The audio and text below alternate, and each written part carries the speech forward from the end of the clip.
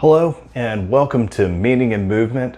I'm Dr. Brian Britt, and first off, I'd like to talk to you a little bit about why I just haven't been around. I haven't posted any videos since late last year.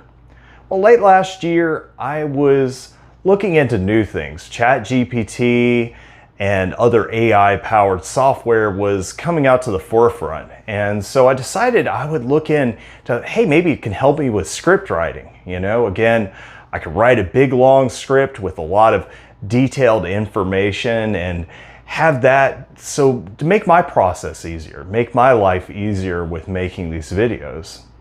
And unfortunately, it kind of had the opposite effect. Really what ended up happening was I got a little bit disenchanted with it. I started thinking to myself, what's going to keep anybody from just typing in some keywords and spitting out a script and having maybe a voice emulator go ahead and just do that for them? So, it made me wonder, why am I doing this? But again, here I am and I'm back. And I'm back because I'm doing this so I can talk to people who be potential patients. I can talk about healthcare issues.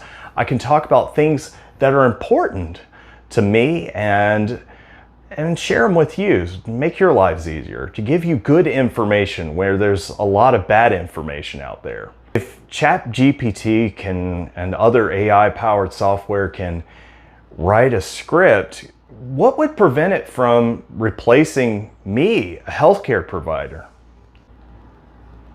Let's talk a little bit about some of the issues facing healthcare. There is a shortage of doctors, nurses, physical therapists, physician's assistants. Every industry is struck with fewer and fewer people who want to go into it. And again, something like an AI-powered app or some other interface would allow better access to more people. I was just looking the other day and I saw within physical therapy alone, in 2021, we graduated almost 10,000 fewer physical therapists than were needed to replace ones who were retiring or leaving the profession. We're all working a little bit harder, and I think patients are seeing that. They're having to wait longer to get treatment. And I think AI is tempting. It's tempting to be able to help give us more healthcare resources where we don't have them. And this is for a variety of reasons. Healthcare costs are going up year after year. People are aging. And furthermore, reimbursement rates for Medicare and other health insurance providers continue to fall year in, year out.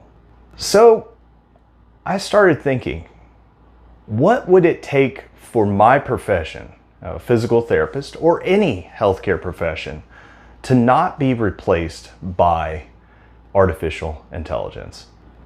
What would it take for healthcare providers to be safe when AI could come in and offer vastly more resources? Again, I can see about 14, 15 patients a day. An AI-powered physical therapist would be able to see an unlimited number. Let's assume, how would an AI healthcare provider work? Well, as a patient, you would have to be the one who would interact and input that information. Now, part of my examination process is I'm looking for certain things. I'm looking at, people who maybe they don't communicate very well, or maybe they're misinformed on the types of pain that they have. Maybe they're just poor historians. And as a healthcare provider giving interviews to my patients, I can ask leading questions that get me the right answer. And I think, maybe AI would be able to do something like that given enough time, but there's an art to it. You can see the patient in front of you, whereas a computer cannot. Secondly, talking about sight. So much of my evaluation is visual, and I'm able to look at things. And maybe a sophisticated enough AI would be able to piece out different things and come up with a diagnosis, but again, it can't take that in the context of that patient who's sitting there right in front of me and be able to make decisions on that. And I think the thing that gave me the greatest amount of comfort in this, thing which I know no AI has and probably won't for a long time, is a special tool, my hands. Patient come in and they have back pain. And again, I can feel on their back, and I can feel whether or not that's muscle that's causing their pain, or maybe it's a joint. And from that, we can develop a treatment plan. I don't see AI, I don't see any amount of artificial intelligence being able to use physical touch, both in diagnosis and in treatment. And I do that with both, so I'm feeling pretty comfortable on that.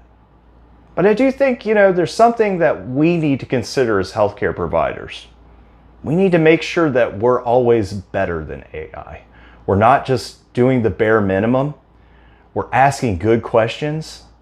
We're developing our art of our practice. And lastly, we're using human touch, both in the physical and emotional sense. With both of those things, I don't think we can fail. I hope this has helped give you a little insight. This was a hot take and one that I just wanted to share with everybody. And I want to hear your opinions on this as well. If you could, please comment in the comment section. I want to start a discussion on this.